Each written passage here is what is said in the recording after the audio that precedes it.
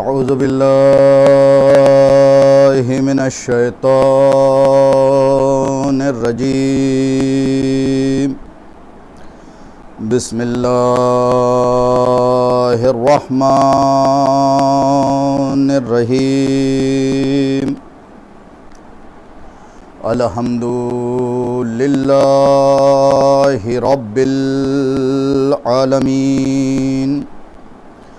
والصلاة والسلام على سید الانبیاء والمرسلین على سیدنا و نبینا شفیع ذنوبنا طبیب نفوسنا حبیب قلوبنا بالقاسم محمد اللہم صلی علی محمد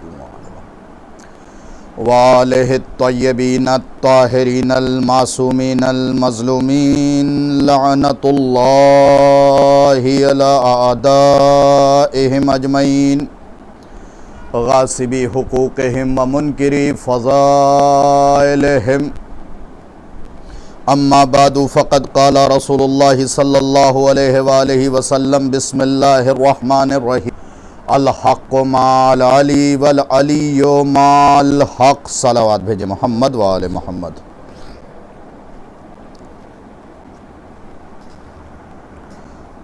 سامعین مکرم، ناظرین مجلس، اجازت ہو تو لب کھولوں، عقل و خرد کے میزان میں تاریخ و احادیث کے گوہر تولوں، مودت بری سماعت کو عقیدت کے دھاگے میں پرو لوں، منتشر ذہنوں میں مناقب کے رس گھولوں، تب جا کے امیر کائنات کی شان میں کچھ بولوں۔ رسول اسلام نے اپنی زندگانی میں آج کے دور کو مد نظر رکھتے ہوئے علی کی طرف نگاہ کر کے فرمایا تھا کہ حق علی کے ساتھ ہے، علی حق کے ساتھ ہے۔ دور حاضر کے تمام معترض کے اعتراض کا جواب رسول عربی نے اپنے دور میں دے دیا تھا کہ اگر ساری کائنات ایک طرف ہو اور علی تنہا کھڑا ہو تو بھی حق علی کے ساتھ ہوگا، بھیڑ کے ساتھ حق نہیں ہوگا، جس کا سیدھا سا مطلب یہ نکلتا ہے کہ اگر کائنات کے سارے عابد، سارے زاہد، متقی، پرہیزگار غول بنا لیں، یکجا ہو جائیں علی کے مقابلے پہ، تو صاحبان نظر کو ان کی بھیڑ دیکھ کے روب میں نہیں آ جانا چاہیے، بلکہ قول رسول کو یاد رکھنا چاہیے۔ رسول اسلام نے فرما دیا تھا کہ ساری کائنات ایک طرف ہو، اور رسول نے اس میں سے کسی کو نہیں نکالا، بلکہ کہا جب ساری کائنات ایک طرف ہو، علی تنہا کھڑا ہو، تو یاد رکھنا میرا علی حق کے ساتھ ہوگا اور حق علی کے ساتھ ہوگا۔ یہ مت دیکھنا کہ بھیڑ کس طرف ہے، یہ مت دیکھنا کہ عبادت گزار کس طرف ہیں، یہ مت دیکھنا کہ طبیب کس طرف ہیں، یہ مت دیکھنا کہ مفکر کس طرف ہیں، یہ مت دیکھنا کہ ادیب کس طرف ہیں، یہ مت دیکھنا کہ فصیح کس طرف ہیں، یہ مت دیکھنا کہ بلیغ کس طرف ہیں، یہ مت دیکھنا کہ محدث کس طرف ہیں، یہ مت دیکھنا کہ مقرر کس طرف ہیں، یہ مت دیکھنا کہ ذاکر کس طرف ہیں، یہ دیکھنا کہ علی کس طرف ہے۔ جس طرف علی ہے اسی طرف حق ہے۔ اب اگر حق کے ساتھ ذاکر ہے تو علی کے ساتھ ہے، حق کے ساتھ خطیب ہے تو علی کے ساتھ ہے، اگر حق کے ساتھ طبیب ہے تو علی کے ساتھ ہے، حق کے ساتھ مفکر ہے تو علی کے ساتھ ہے، حق کے ساتھ ادیب ہے تو علی کے ساتھ ہے، حق کے ساتھ بلیغ ہے تو علی کے ساتھ ہے۔ یہ یاد رکھیے، عقل اس وقت تک کامل ہوتی ہی نہیں جب تک ہم اپنا سر علی کی ولایت کے سامنے جھکا نہ دیں۔ اپنے سننے والوں کو یہ بھی بتا دوں کہ سر کے جھکانے کا مقصد قطعی طور پہ یہ نہیں ہوتا کہ ہم نعوذ باللہ من ذالک علی کو سجدہ کر رہے ہیں، بلکہ اس کی الوہیت کے لیے میں علامہ اظہر حسن زیدی صاحب کا ایک جملہ دہرانا چاہتا ہوں. انہوں نے اپنی تقریر کے دوران لاہور میں کہا تھا کہ اب اس سے زیادہ فضیلت توحید کے لیے کیا ہو سکتی ہے کہ 14 کے ہوتے ہوئے ہم اللہ کا سجدہ کر رہے ہیں. اب اس سے زیادہ کیا ہو سکتی ہے. میں آج صرف مجلس پڑھنے کی غرض سے حاضر نہیں ہوا، بلکہ دور حاضر میں جو مسلسل فیس بک پہ، واٹس ایپ پہ اور دیگر جگہوں پہ لوگوں کا جماوڑا ہے، جو لوگ آل محمد کو سمجھنے کی کوشش ہی نہیں کر رہے ہیں. آج بھی میرے پاس ایک فون آیا کہ یہ ثابت کیجئے کہ محمد حنفیہ بہادر تھے کہ نہیں تھے. خدا کی قسم، جو علی کے بیٹے کی بہادری میں شک کرے سب سے پہلے تو اسے اپنا شجرہ ثابت کرنا پڑے گا عوام الناس کے سامنے. اس لیے کہ تذکرۃ الخاص کے اندر یہ جملہ محمد حنفیہ کا موجود ہے کہ لاکھوں کے لشکر جو فقیر شام کی طرف سے آیا تھا اس کی طرف دیکھ کے محمد حنفیہ نے ایک فقرے میں اپنی بہادری کا اعلان کر دیا کہ تم میرے بابا علی کی طرف دیکھ کے ایسے بھونک رہے ہو جیسے 14ویں رات کے چاند کو دیکھ کے سگے نجس یعنی کتا بھونکتا ہے. لیکن یاد رکھنا، نہ کتے کے بھونکنے سے 14ویں رات کے چاند پہ کوئی فرق پڑتا ہے، نہ علی پہ بھونکنے سے کوئی علی کی ذات پہ فرق پڑ سکتا ہے. ایک صلوات بھیجے محمد و آل محمد. میں اپنے سننے والوں سے کہوں گا کہ اپنے قلب پہ ہاتھ رکھیں، اپنے فکر کو جھنجھوڑ کے مجھے جواب دیں کہ آیا بخشوانے کے لیے مجھ جیسا خطیب آئے گا، ذاکر آئے گا، محدث آئے گا، مقرر آئے گا، مبلغ آئے گا، یا پھر امیر کائنات ہماری شفاعت کروائیں گے، اہل بیت علیہم السلام ہماری شفاعت کروائیں گے، جناب سیدہ ہماری شفاعت کروائیں گی. یاد رکھیں میرا یہ جملہ جو فصیل ہے. میں ہمیشہ کہتا ہوں کہ اگر کوئی سید ہو کے آل محمد کی فضیلت پہ انگلی اٹھاتا ہے تو وہ سیادت سے خارج ہے اور جناب سیدہ نے اسے آگ کیا ہوا.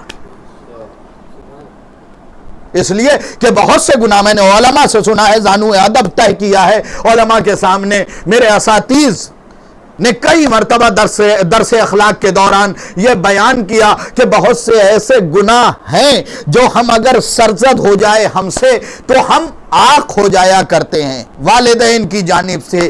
اگرچہ والدین نے آنکھ نہ بھی کیا ہو تو ویسے ہی آل محمد کی فضیلت پہ شک کرنے کے بعد ایک سید بھی آنکھ ہو جاتا ہے. بہتر ہے کہ جیسے ہی وہ اعتراض کرے اپنے نام کے آگے سے سید کو ہٹا دے، کیونکہ ممکن ہی نہیں کہ ایک سید ہونے کے بعد بھی والدین کی فضیلت کا مقر نہ ہو.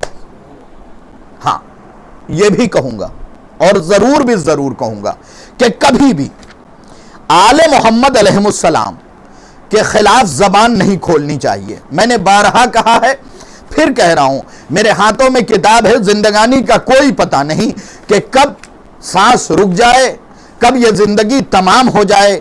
لیکن میں چاہتا ہوں کہ کسی کے سجدے کے نشان کو دیکھ کے روب میں نہ آئے، کسی کے لباس کو دیکھ کے روب میں نہ آئے، کسی کے تواضع کو دیکھ کے روب میں نہ آئے. کسی کے ہاتھ میں تسبیح ہو تو ضروری نہیں کہ وہ بہت بڑا مومن بھی ہو. اس لیے کہ قاضی نور اللہ سوشتری نے اپنی کتاب کے اندر باقاعدگی سے ایک واقعہ نقل کیا جس کے دوسرے مصرے کو میں سنا نہیں سکتا، صرف اتنا ترجمہ آپ کی خدمت میں پیش کر سکتا ہوں جس کا دل چاہے مجالس المومنین میں دیکھ لے. آج کا ہر جملہ صاحبان علم کے لیے ہے، غور و فکر کرنے کے لیے، جس کے پاس قلب ہے اس کے لیے ہے. قاضی نور اللہ سوشتری نے اپنی کتاب کے اندر یہ واقعہ لکھا کہ تسبیح وہ معتبر ہے جسے ہم ولائے آل محمد کے ساتھ اٹھائیں اور اس پہ ذکر آل محمد کریں. ہر تسبیح معتبر نہیں ہے.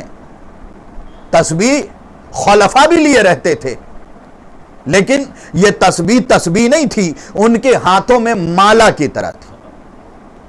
تسبیح وہ معتبر ہے جو آل محمد علیہ السلام کے چاہنے والوں کے ہاتھ میں.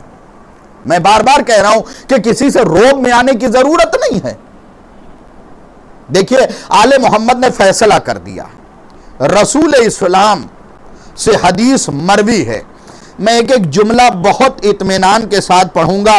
قالا قالا رسول اللہ صلی اللہ علیہ وآلہ وسلم لو انا عبدن عبد اللہ مثل ما قام نوح فی قومہ وکان لہ مثل احد ذہبا فانفقہ فی سبیل اللہ ومر فی عمرہ حتی یحج الف عام علی قدمیہ ثم بین الصفا والمروہ قتل مظلوما ثم لم یعالک یا علیو لم یشم رائحۃ الجنت ولم یدخلھا۔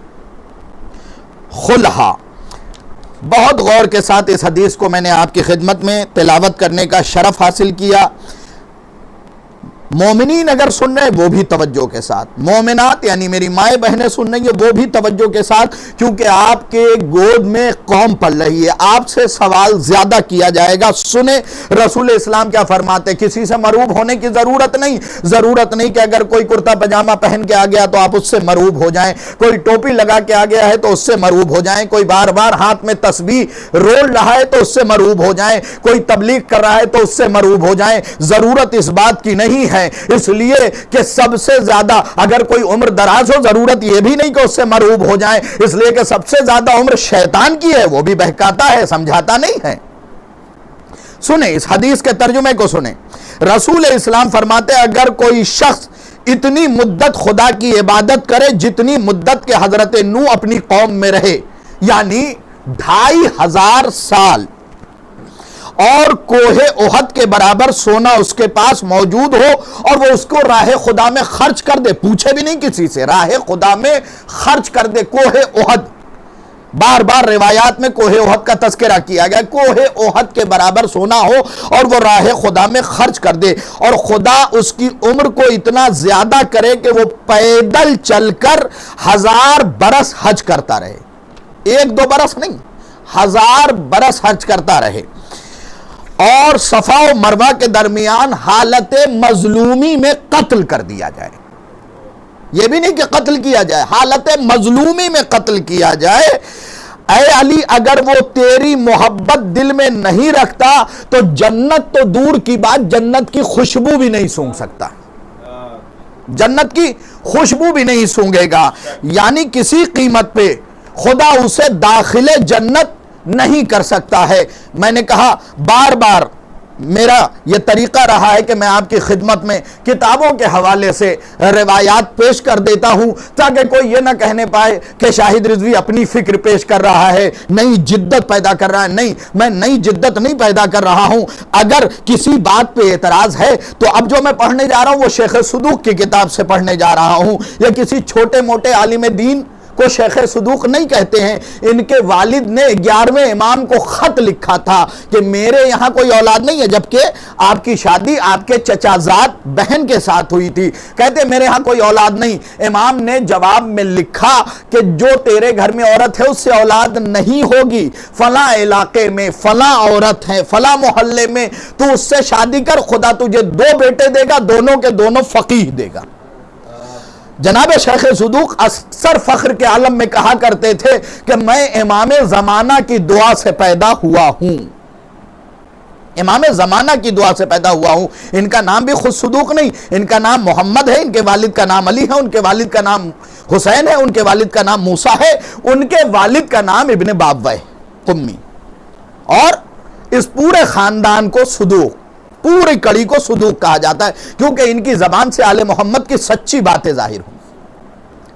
اب میں جو حدیث آپ کی خدمت میں پیش کرنے جا رہا ہوں، ایک لمحے کے لیے کلیجے پہ ہاتھ رکھ کے اس حدیث کو سنیں، اور سننے کے بعد میرے حق میں ضرور دعا کریں۔ ماننے اہل بیت کو ماننے کا معیار کیا ہونا چاہیے، یہ 8ویں امام نے بیان کیا اور شیخ صدوق نے لکھا۔ اگر کسی کو اعتراض ہو تو وہ اعتراض شیخ صدوق کے ساتھ کرے یا امام رضا کے ساتھ کرے کہ آپ نے ایسا کیوں فرمایا، ایسی حدیث کیوں نقل کی۔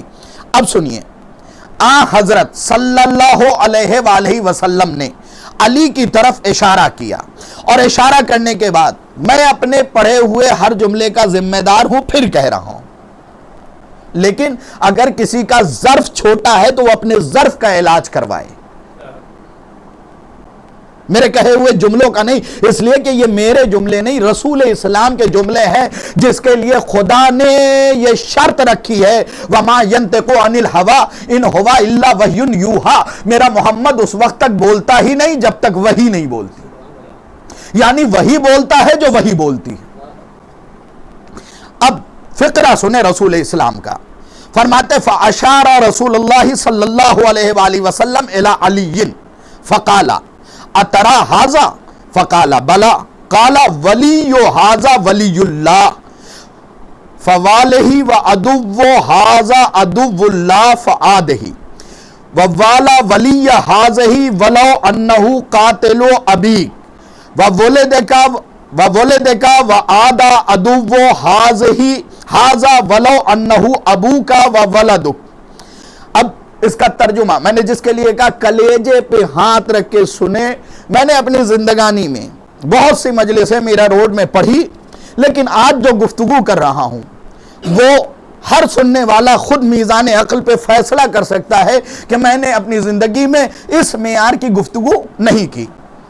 میں آپ کی خدمت میں بتا رہا ہوں، رسول اسلام نے علی کی طرف اشارہ کیا اور کہا یہ اللہ کا ولی ہے۔ دیکھیں محبت کرنے کا اور نہ کرنے کا معیار کیا ہوتا ہے۔ بہت سے لوگ آل محمد کے خلاف باتیں سن کے خاموش ہو جاتے اور یہ کہتے ہیں ارے ان سے ہماری دوستی ختم ہو جائے گی، انہوں نے مکان بنانے میں 10,000 روپے کی مدد کی تھی، انہیں لاک ڈاؤن کے درمیان ہمارے گھر میں راشن بھیجا تھا۔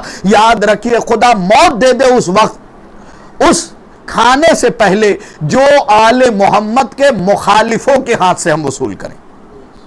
سنیں حضرت صلی اللہ علیہ وآلہ وسلم نے فرمایا علی کی طرف اشارہ کر کے یہ اللہ کا ولی ہے، اس سے دوستی رکھو، اور اس کا دشمن خدا کا دشمن ہے، اس سے دشمنی رکھو۔ دو ٹک فیصلہ کیا رسول نے، کہا علی اللہ کا ولی ہے، اس سے دوستی رکھو، ایک جملہ۔ دوسرا اور اس کا دشمن خدا کا دشمن ہے، اس سے دشمنی رکھو۔ پھر رسول اسلام تیسری بات بیان کرتے ہیں، اس کے دوست سے دوستی رکھو اگرچہ وہ تمہارے باپ اور بیٹے کا قاتل بھی کیوں نہ ہو۔ خدا کے لیے جملے پہ غور کریں، خدا کے لیے جتنے بھی سننے والے ہیں اس مجلس کو، ملک میں بھی لوگ سن رہے ہیں اور بیرون ملک بھی لوگ سن رہے ہیں، بہت سے لوگوں نے خواہش ظاہر کی کہ مولانا آپ آ نہیں رہے، میں حاضر ہو گیا، میری باتیں یقیناً کڑوی ہوں گی، لیکن یاد رکھیے یہ باتیں وہ ہیں کہ زندہ رہوں تو نصیحت اور مر جاؤں تو وصیت۔ رسول فرماتے ہیں اس کے دوست سے دوستی رکھو اگرچہ وہ تمہارا باپ اور بیٹے کا قاتل بھی کیوں نہ ہو۔ کس کے لیے؟ علی کے لیے، کہ اگر علی کا کوئی دوست ہے اور تمہارے باپ اور بیٹے کا قاتل ہے تو بھی اس سے دوستی رکھو۔ آگے رسول اسلام فرماتے اور اس کے دشمن سے دشمنی رکھو اگرچہ اس کا دشمن تمہارے باپ اور بیٹا ہی کیوں نہ ہو۔ یعنی اگر کوئی علی کا دشمن ہے تو اسے دشمن رکھو چاہے وہ تمہارا باپ ہی کیوں نہ ہو اور بیٹا ہی کیوں نہ ہو۔ یعنی علی کو ماننے کا معیار یہ ہے کہ علی کے دوست سے دوستی، علی کے دشمن سے دشمنی، چاہے رشتہ داری جتنی پکی ہی کیوں نہ ہو۔ میں اپنے برادر عزیز سے کہوں گا یہاں پہ ایک کتاب مجالس المومنین رکھی ہے، اسے ذرا اٹھا دیں، کیونکہ وہ کتاب اپنے آپ میں ایک ایسی کتاب ہے جس سے میں چاہتا ہوں کہ آپ کی خدمت میں 2 سطریں بیان کروں، انتہائی اہم سطریں آپ کی خدمت میں پیش کرنا ہے۔ رسول کی اس حدیث کے بعد حق بنتا ہے کہ میں آپ کی خدمت میں مجالس المومنین کے حوالے سے چند فقرات پیش کروں۔ پھر بھی میں نے حوالہ دے دیا اور میرا حوالہ یقینی طور پہ صحیح ہے، غلط نہیں ہے، وہ کتاب فی الوقت دستیاب نہیں ہو رہی ہے، کہیں پہ تو رکھی ہوگی۔ بہرحال محمد ابن ابی بکر کے باب میں چلے جائیے گا جہاں پہ محمد ابن ابی بکر کا تذکرہ، ایک صلوات بھیج دیں کیونکہ وہ کتاب میسر ہو گئی اور مل گئی ہے الحمدللہ۔ ایک صلوات اور بھیجے محمد و آل محمد۔ اس کتاب کے اندر دیکھیں محمد ابن ابی بکر کا تذکرہ کیا ہے، اور محمد ابن ابی بکر خدا کی قسم اس ذات مقدس کا نام ہے جس نے تمام رشتہ داریوں کو چھوڑ کے علی سے ساری زندگی کے لیے اپنی رشتہ داری جوڑ لی، اور اس رشتہ داری کے اندر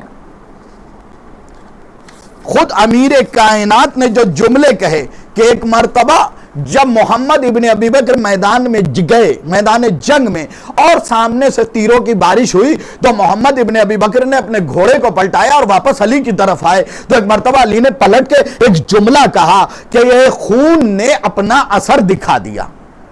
محمد ابن ابی بکر کو کان میں جیسے یہ جملہ گیا، غیرت جا گئی۔ ہو سکتا ہے کبھی کبھی لوگ بے غیرت ہو جاتے ہیں رزق حرام کی بنیاد پہ، لہذا میں چاہتا ہوں کہ میرا یہ فقرہ ان کے لیے غیرت کا تعزیہ نہ ہو۔ کیا کہا؟ خون نے اپنا اثر دکھا دیا۔ محمد ابن ابی بکر کے کان میں جیسے ہی آواز گئی، اپنے گھوڑے کو پلٹایا اور برستے ہوئے تیر میں غضب کی جنگ کی، میمنہ کو میسرے پہ الٹ دیا، میسرے کو میمنے پہ الٹ دیا۔ ایک مرتبہ جب فاتح ہو کے علی کی طرف لوٹے ہیں تو علی نے پلٹ کے کہا پہلے خون واپس آ رہا تھا، اب تربیت واپس آ رہی ہے۔ صلوات بھیجے محمد و آل محمد۔ اب تربیت واپس آ رہی ہے۔ کس طریقے سے چھوڑا؟ اگرچہ سگا باپ تھا لیکن علی کی ولایت پا کے۔ اسی لیے پھر حوالہ دوں گا، القطرہ کے اندر سید احمد مستنبط نے تحریر فرمایا چھٹے امام کا یہ فقرہ۔ امام فرماتے میرے نزدیک علی کی گھر ولادت پانے سے بہتر ہے علی کی ولایت پانا۔ جب امام سے اس کی تفسیر پوچھی گئی تو کہا نوح کا بیٹا طوفان نوح میں ڈوب گیا کیونکہ باپ کو حجت نہیں مانتا تھا۔ اس کا مطلب رشتہ داریاں کام نہیں آئیں گی، ولایت علی کام آئے گی۔ ایک اور صلوات بھیجے محمد و آل محمد۔ آئیے وہ شعر سناؤں جو محمد حنفیہ نے، معاف کیجئے گا، محمد ابن ابی بکر نے، جب لوگوں نے کہا تم تو بیٹے اس کے ہو، پھر کیا وجہ ہے علی کی محبت کا دم بھرتے ہو؟ گئے اپنے باپ کی قبر پہ پیر رکھا اور رکھنے کے بعد ایک فقرہ کہا۔ وہ فقرہ سن لیں، ساری زندگانی ولایت علی پہ گزرے گی، محبت علی پہ گزرے گی، ولایت علی میں ہم فنا ہو جائیں گے۔ اس فقرے کے بعد پیر رکھنے کے بعد کہتے ہیں کہ کبھی کبھی خدا کھارے پانی سے موتی نکال لیتا ہے۔ اللہ اکبر، العظمت للہ۔ کسی نے ہمارے ساتویں امام سے پوچھا تھا کہ کیا وجہ ہے کہ محمد ابن ابی بکر نطفہ اس کا تھا، محب آپ کے دادا علی کا تھا، تو آپ نے فرمایا اس کی مثال بالکل ایسے ہی ہے جیسے خدا گوبر اور خون کے درمیان سے دودھ نکال لیتا ہے۔ العظمت للہ، العظمت للہ۔ کیا خوبصورت مثال امام نے دی کہ گوبر کثیف، خون نجس، لیکن اسی درمیان سے ایک مشروب نکلا جو طاہر ہے، جو لوگوں کے لیے فائدہ بخش ہے۔ تو جناب محمد ابن ابی بکر اپنے باپ کے قبر پہ پیر رکھ کے کہتے ہیں کہ جس کے دل میں علی کی ولا داخل ہو جائے اسے قطعی طور پہ یہ سننے کی ضرورت نہیں کہ کون کتا کہاں سے بھونک رہا، اسے اپنا ماضی یاد رکھنے کی ضرورت نہیں ہے، اسے اپنا حال یاد رکھنے کی ضرورت ہے۔ یہ کتاب اگر آپ چاہیں تو دیکھ لیں، مجالس المومنین کے اندر آپ کو یہ فقرے مل جائیں گے۔ عجیب و غریب، خدا کی قسم میں آپ کے سامنے کن کن چیزوں کا تذکرہ کروں، یہ بھی سن لیں۔ یہ روایت بھی شیخ صدوق نے اپنی کتاب کے اندر لکھا ہے۔ آپ فرماتے ہیں کہ جو ہم سے محبت کرے، امام فرما رہے ہیں اس نے ہم سے بغض رکھا۔ ایک ایک جملہ میں کڑی الگ الگ کر کے ایک ایک کڑی آپ کی خدمت میں سنا رہا ہوں۔ جو ہمارے دشمن سے محبت کرے اس نے ہم سے بغض رکھا، اور جس نے ہمارے دشمن سے بغض رکھا اس نے ہم سے محبت کی۔ غور کیا آپ لوگوں نے؟ میرے سامنے چند ہی افراد ہیں لیکن الحمدللہ مجھے آپ کی سماعت پہ بھروسہ ہے، جو میرے ناظر ہیں وہ بھی میرے حق میں دعا کرے. امام کیا فرماتے ہیں؟ جو ہمارے دشمن سے محبت کرے اس نے ہم سے دشمنی کی. اس کے بعد فرماتے ہیں جو ہمارے دشمن سے دشمنی کرے یعنی بغض رکھے اس نے ہم سے محبت کی. پھر فرماتے ہیں جس نے ان سے دوستی رکھی اس نے ہم سے دشمنی رکھی. جو لوگ کہتے ہیں نہیں ہم تو انہیں سمجھانے جاتے ہیں، یہ یاد رکھیے یاد رکھیے یاد رکھیے، امام کے پاس قیامت تک آنے والے شیعوں کے نام ان کے باپ کے ساتھ لکھے ہوئے ہیں، نہ کوئی ایک بڑھا سکتا ہے نہ گھٹا سکتا ہے، کیونکہ یہ فہرست ہمارے انتہائی عزیز امام جمعہ نے نہیں جمع کی، میں نے نہیں جمع کی، مؤذن صاحب نے، رضی بھائی نے نہیں جمع کی، دیگر افراد نے نہیں جمع کی، اس نے اپنے جیب میں وہ فہرست رکھی ہے جس کا کہا لوح محفوظ کا مقدر ہوتا. سنیں، اس نے ہم سے دشمنی کی، جس نے ہمارے دشمن سے دوستی کی اس نے ہم سے دشمنی کی. اگلا جملہ آپ تمام ناظرین کے لیے بہت غور سے سنیں، جس نے ان سے دشمنی رکھی اس نے ہم سے دوستی رکھی. فیصلہ امام نے کیا. اور سنیں اس کے بعد امام پہلے کیا کہہ رہے ہیں؟ پہلے بغض کا لفظ استعمال کیا، پھر دشمنی کا لفظ استعمال کیا. اب امام کیا کہہ رہے ہیں؟ جس نے ہمارے دشمن سے تعلق جوڑا اس نے ہم سے رشتہ توڑا. بہت غور سے سنیں گے حضرات. جس نے ہمارے دشمن سے رشتہ جوڑا اس نے ہم سے رشتہ توڑا، اور جس نے ہمارے دشمن سے رشتہ توڑا اس نے ہمارے ساتھ رشتہ جوڑا.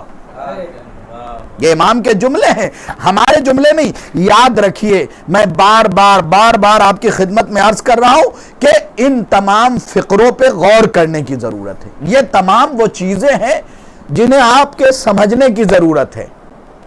نہیں، میرے پاس ہزاروں کی تعداد میں نکات ہیں، میں آپ کے سامنے پیش کر کے داد لے سکتا ہوں. میں ایک ڈاکومنٹری پیش کرنا چاہ رہا ہوں جس سے آپ سمجھیں کہ محبت کا معیار کیا ہونا چاہیے.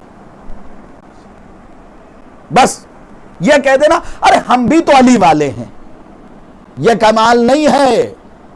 کمال اس میں ہے کہ نہ علی کی ذات پہ اعتراض کیا جائے نہ علی کی بات پہ اعتراض کیا جائے. میں آپ کی خدمت میں ایک جملہ اور پیش کرنا چاہتا ہوں، اور وہ جملہ انتہائی عظیم ہے. اس کے بعد ایک آخری کتاب اور پھر ربط مصائب. وہ جملہ سن لیں. آج ہی دن میں جو فون میرے پاس آیا، نعوذ باللہ من ذالک، میں بار بار اس کا تذکرہ کر رہا ہوں. اس شخص نے کہا محمد حنفیہ آخر بہادر تھے یا نہیں. میں ان کی خدمت میں، اور اس نے جو دلیل دی وہ کیا تھی؟ اگر بہادر ہوتے تو امام حسین اپنے ساتھ لے کے جاتے. پھر کہا جناب عبداللہ بھی بہادر نہیں تھے اسی لیے امام حسین نے انہیں چھوڑ دیا. نہیں، خدا کے لیے لکیر کے فقیر نہ بن جائیے. ضروری نہیں کہ سرحد پار سے کوئی آواز آئے تو حق ہی ہو.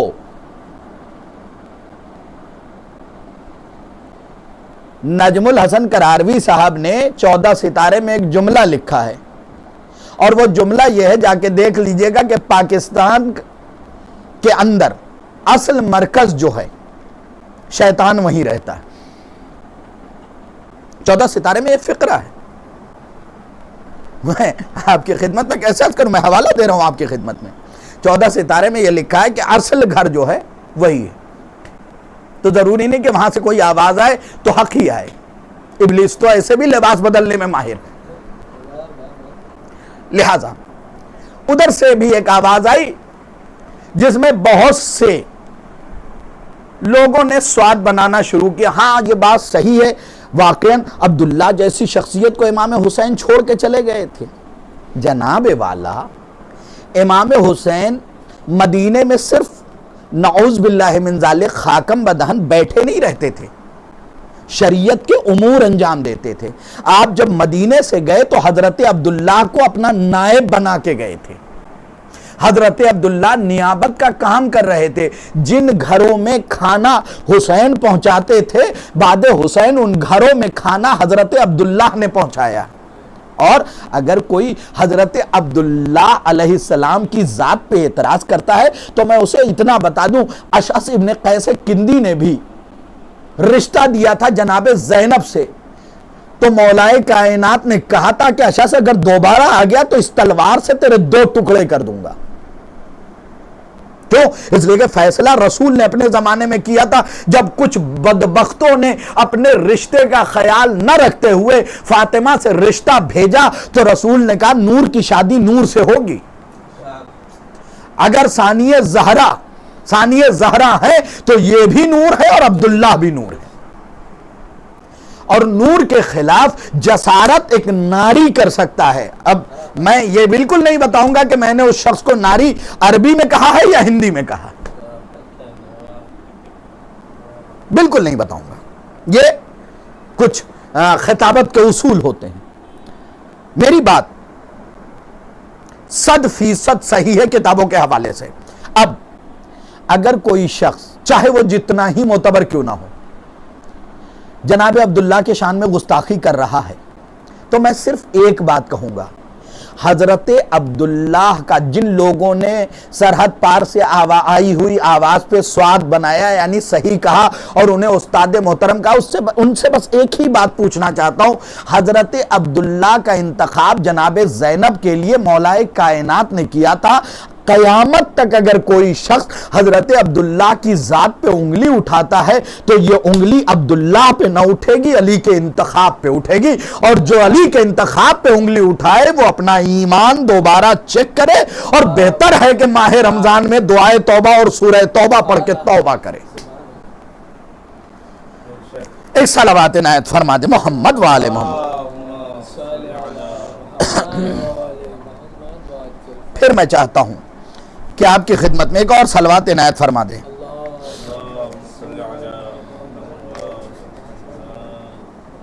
بلند ترین صلوات بھیجے تاکہ 3 صلوات کے ذریعے جو ہے آل محمد علیہ السلام راضی بھی ہوتے ہیں اور ہمیں گناہوں سے آزادی بھی ملتی ہے. ایک اور صلوات بھیجے محمد و آل محمد پہ. میرے ہاتھ میں کتاب ہے اور کتاب کے حوالے سے یہ بات پیش کر رہا ہوں, سنیں. علی کی دشمنی یقین جانیں وہ دشمنی ہے جس کے بعد آپ خیر کا تصور تو کر ہی نہیں سکتے. اگر آپ یہ سوچ رہے ہیں کہ سازش علی کے گھرانے کے خلاف کر کے جنت میں چلے جائیں گے تو آپ ٹھیک دن کے 12 بجے آنکھ کھول کے خواب دیکھ رہے ہیں. ٹھیک 12 بجے آپ کی آنکھ بھی کھلی ہوئی ہے اور آپ کہہ رہے ہیں کہ ہم خواب دیکھ رہے ہیں. جناب ذرا سا بیدار ہو جائیے. اس گھرانے کی دشمنی کسی کو راس واس آئی نہیں ہے. سنیے اور میرے حق میں دعا کیجیے. ان ابی عبداللہ علیہ السلام, امام جعفر صادق علیہ السلام سے حدیث ہے, قال ان نوحا حمل فی سفینۃ الکلب والخنزیر ولم يحمل فیہا ولد الزنا والناسب شر من ولد الزنا. امام جعفر صادق علیہ السلام فرماتے ہیں جو لوگ یہ کہتے ہیں نہیں ہم بھی بھلے ان کے خلاف کیوں نہ ہو لیکن ہم لوگوں کی مدد تو کر رہے ہیں. جناب آپ سے پہلے بھی بہت سے لوگ گزرے ہیں, بہت سے لوگ گزرے ہیں. آج کے دور میں کچھ افراد کا حال ایسا ہی ہے جیسے علی کے دور میں کچھ لوگوں کا تھا کہ جب ان سے پوچھا جاتا تھا کہ حضور کیسی زندگی گزر رہی ہے تو کہتے تھے ایمان علی کے پاس ہے, کھانا فقیر شام کے پاس ہے. اللہ ایسے لوگوں سے بچائے.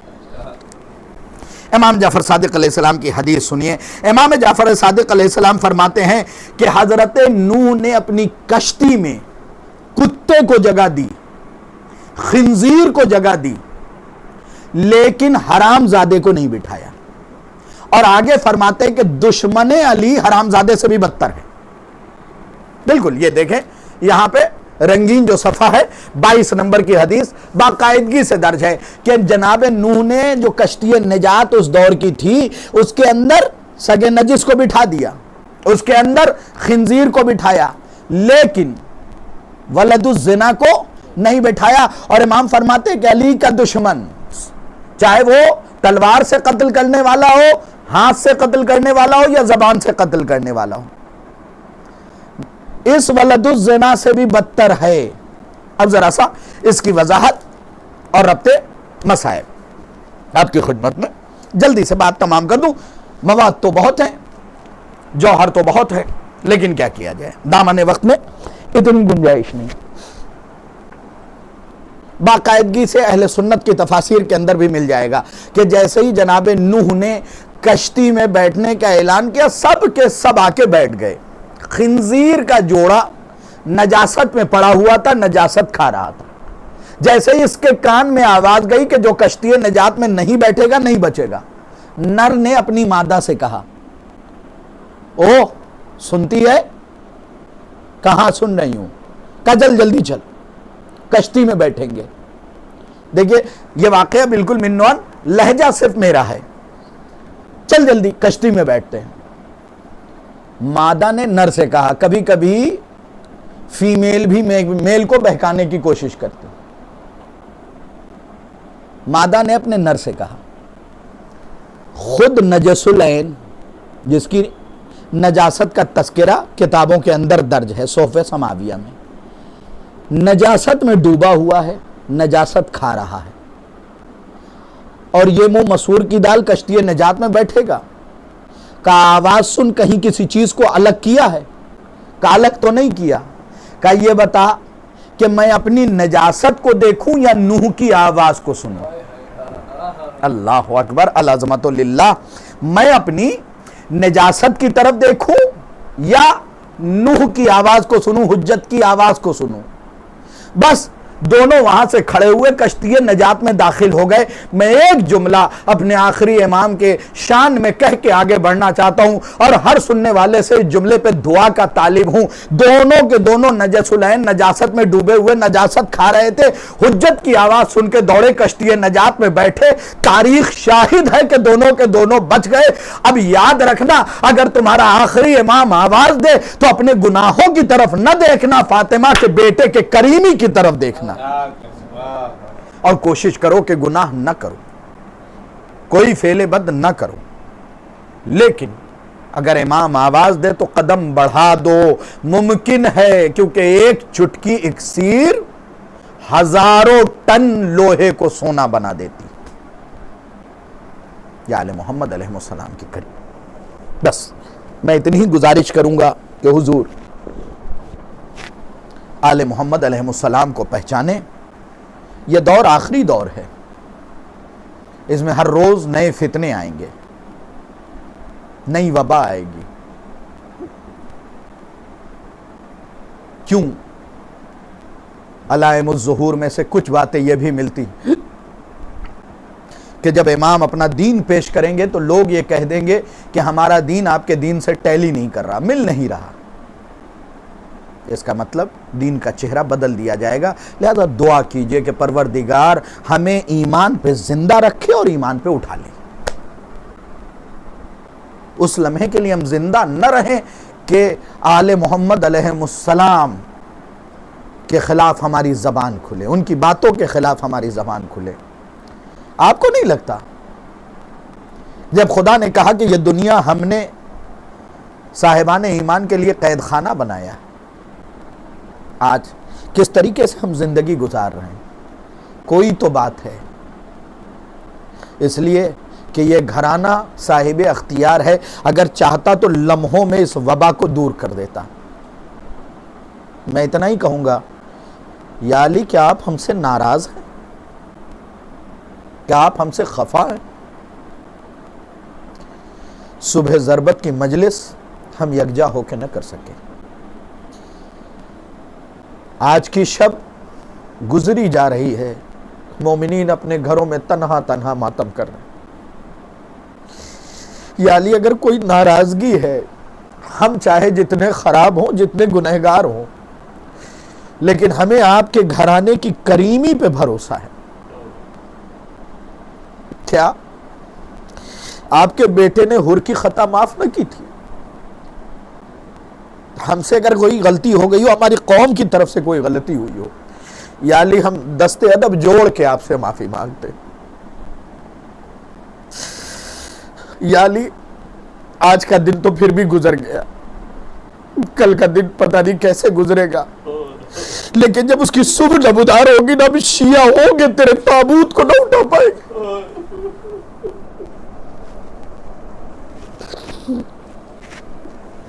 یا علی پتہ نہیں کیوں جیسے جیسے لمحات گزرتے جا رہے ہیں کربلا کی بڑی یاد آ رہی ہے. کربلا میں حسین کا بیٹا تھا، لاشا نہ اٹھ سکا.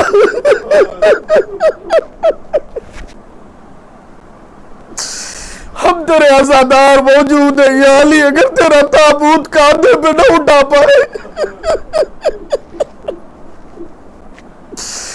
پورے سال نہ جانے کس دکھ میں کس درد میں مبتلا رہے گا. آئیے چند جملے ضربت علی کے سناتا ہوں. اگرچہ قلب میں اتنی طاقت نہیں ہے کہ میں آپ کے سامنے مسائل پڑھ سکوں. میں ان لوگوں کے لیے دعا کرتا ہوں جن لوگوں نے میرے ذمہ دعا لگائی ہے کہ میرے مولا نام لے کے دعا نہیں کر سکتا. میری ایک بہن، دیگر افراد ہے جو مومنین کی بڑی خدمت کرتے ہیں. میرے اللہ ان سب کو اچھا رکھنا. میں بس اتنا ہی کہوں گا. میری انٹی اور دیگر احباب، میری ایک بہن ہے شمینہ آپا، ناصر آپا، نشیمت بہن، میرے سہیل بھائی، ان سب کو پروردگار عالم سلامت رکھے. میرے دیگر احباب دوست، ان سب کو خدا سلامت رکھے. ان سب کو متوجہ کر کے ایک جملہ پڑھنا چاہتا ہوں جو کل کی شب گزری نا، جس کی صبح علی کو ضربت لگی ہے.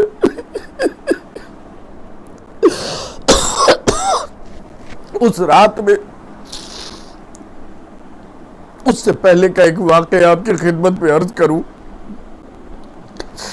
واقعہ کچھ اس طریقے سے کہ علی مسجد کوفہ میں خطبہ دے رہے تھے.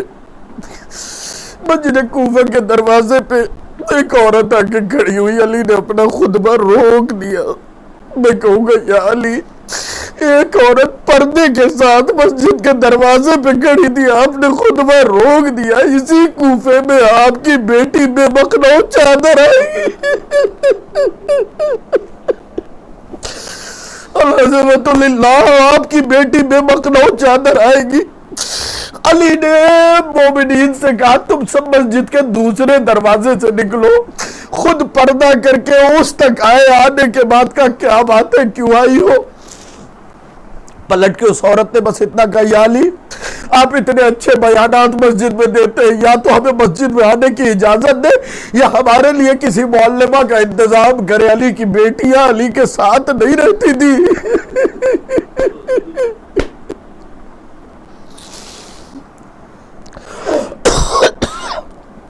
علی کی بیٹیاں علی کے ساتھ نہیں رہتی تھی. ہمارے لیے کسی معلمہ کا انتظام کرے. مصائب سن رہے ہیں لوگ، خدا کے لیے گریے میں کوئی کمی نہ کیجیے گا. آج کی شب رونے کی شب ہے. آپ کو پتہ ہے کہ کس طریقے سے زینب اپنے گھر میں تڑپ رہی ہے.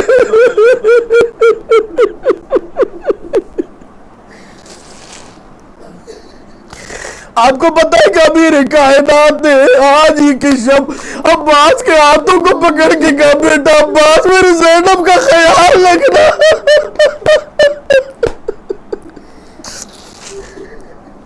سنے بصائب، علی نے سنا ہمارے لیے کسی معلمہ کا انتظام کرے. علی مسجد سے روتے ہوئے اپنے گھر آئے.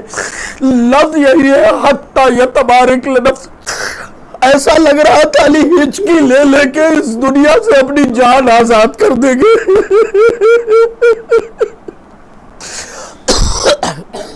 علی کے بیٹوں نے پوچھا بابا اگر رونے کی وجہ کیا ہے؟ آج مسجد کے دروازے پہ ایک مومنہ نے آ کے کہا معلمہ کا انتظام کرنے کے لیے.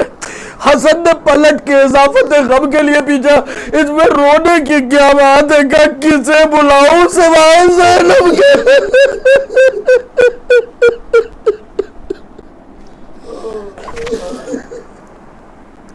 العظمت للہ، کسے بلاؤں سوائے زینب کے؟ علی نے اپنے بیٹوں کو یکجا کیا. یکجا کرنے کے بعد کہا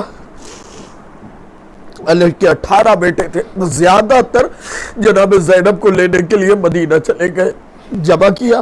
جمع کرنے کے بعد کہا بیٹا جا تو رہے ہو لیکن میری 2 شرطیں ہیں. کہا کیا؟ کہ دن کے اجالے میں زینب کو کوفے میں مت لے کے آنا.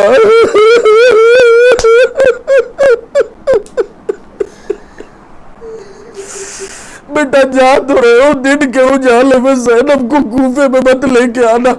اب انصاف سے بتائیے, جس عباس کی اتنی غیرتدار بہن ہو, جب سارے بھائیوں کا قافلہ پہنچا ہے مدینے میں, حسن نے دق الباب کیا ہے, جیسے ہی زینب نے دروازہ کھولا کہ جملہ کہا, عید سے پہلے میری عید ہو گئی.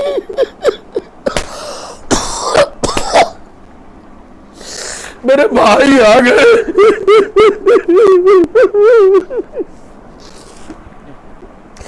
میں اگر مسائل میں کسی منزل پہ رک جاؤں تو مجھے معاف کیجیے گا, میرا کلیجہ پھٹا جا رہا ہے, اس لیے کہ مولا کائنات کی مجلس پڑھ رہا ہوں, نہ میرے سامنے عزادار بیٹھے ہیں, نہ علی کا غم لانے والے.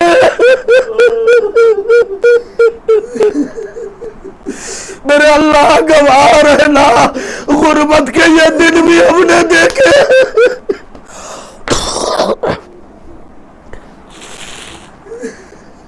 دق الباب کیا, بہن نے دروازہ کھولا.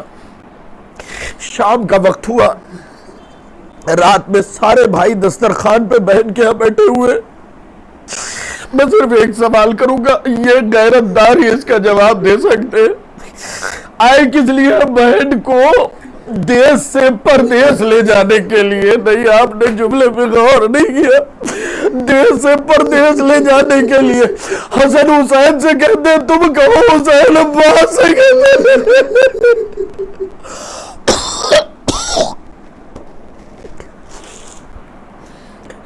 حافظ کفایت حسین صاحب فرمایا کرتے تھے اس مقام پہ کہ جناب زینب نے تعام شروع کرنے کے لیے کہا, لقمہ ہونٹ تک لے کہا, بہن زینب بابا نے کوفہ بلایا ہے.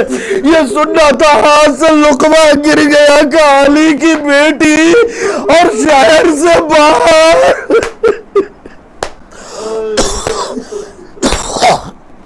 بس آخری 1 منٹ, بس آیت تمام کر دیے میں نے.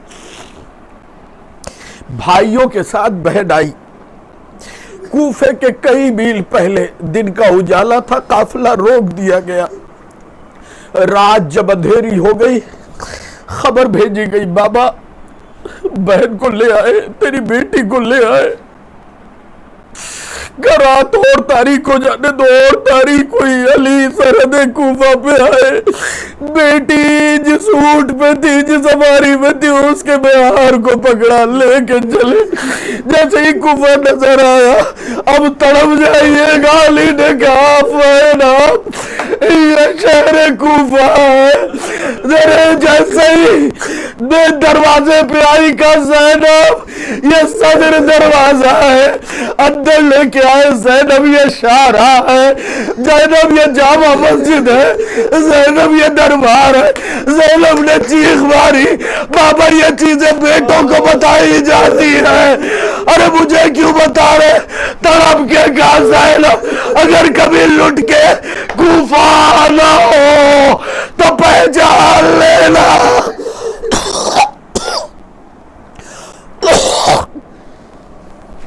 بس آخری فطرہ, عباس کا لب اٹھانے والوں, زبان سے دعا نہ مانگنا, اپنے دامن کو پھیلا لینا. یہ فکر عجیب و غریب ہے. میں سارے مصائب چھوڑ کے بس ایک فقرہ کہتا ہوں. علی مسجد میں گئے, ضربت کی شب گزر گئی ہے نا, علی مسجد میں گئے, دن گزر چکا, اگلی رات آ گئی ہے. علی مسجد میں گئے, مسجد میں جانے کے بعد کس انداز میں گئے میں یہ نہیں سنا سکتا. میرے کلیجے میں طاقت نہیں ہے کہ مہینوں علی کے مصائب پڑھوں تو مصائب ختم نہیں ہو گئے. علی کے اتنے مصائب, لیکن جو حضرت عباس سے محبت کرتے ان کے لیے بس یہ جملہ پڑھ رہا ہوں. علی مسجد میں گئے, ملعون نے سر پہ ضربت لگائی. پچھلے سال بھی جب میں نے یہ مصائب پڑھے تھے نا, مجھے ایک سید نے کہا تھا, بڑے عجیب مصائب میں کلیجہ پھٹ جاتا. میں معافی مانگ کے تمام سننے والوں سے معافی مانگ کے یہ فقرہ سنا رہا ہوں. جیسے ہی سر پہ ضربت لگی نا علی کا سر شگافتہ ہوا. زینب نے آواز دی عباس.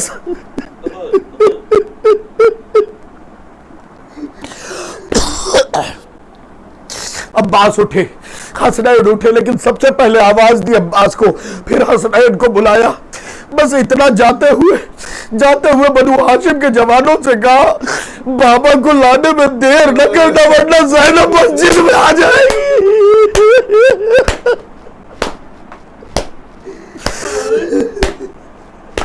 علی کے قریب پہنچے, علی کے بدن کو اٹھایا, چادر میں رکھا. علی سے بس اتنا کہا عباس نے بابا ساری باتیں اپنی جگہ, ہمیں جلدی لے کے جانا. علی نے پوچھا کیوں؟ کہ زینب نے کہا ہے آپ کی بیٹی نے کہ اگر دیر ہوئی زینب مسجد آ جائے گی. علی نے مجمع سے کہا ہٹو, زینب میری زندگی میں بس. عباس کو آواز دی بس آخری فقرہ میرے حق میں دعا ضرور کیجئے گا, میرے حافظے کے لیے دعا ضرور کیجئے گا. فقرہ عجیب و غریب ہے. جب ایک زمانہ گزر گیا نا, حسن بھی تھے, حسین بھی تھے, عباس بھی تھے. حسن نے ایک سوال کیا زینب, جس کے لیے میں نے کہا نا کہ مجھے دعا کیجئے میں یہ فقرہ پڑھ دوں. زینب جی بھیا, زینب بابا کے سر پہ جب ضربت لگی, بس ایک جملہ ہے لیکن مصائب کی پوری کتاب ہے. جب بابا کے سر پہ ضربت لگی, ہم سارے بھائی موجود تھے مگر تم نے ہمیں نہ بلایا, عباس کو کیوں بلایا؟ زینب نے چیخ ماری, مار کے کہا بھیا پتہ نہیں کیوں مصیبت میں مجھے عباس کی بڑی یاد آتی ہے, اسی لیے تو کربلا میں جب زین سے زمین پہ آیا ہے عباس. زینب نے کہا آج پتہ چلا یتیمی کسے کہتے ہیں, بے سہارا کون. اللہ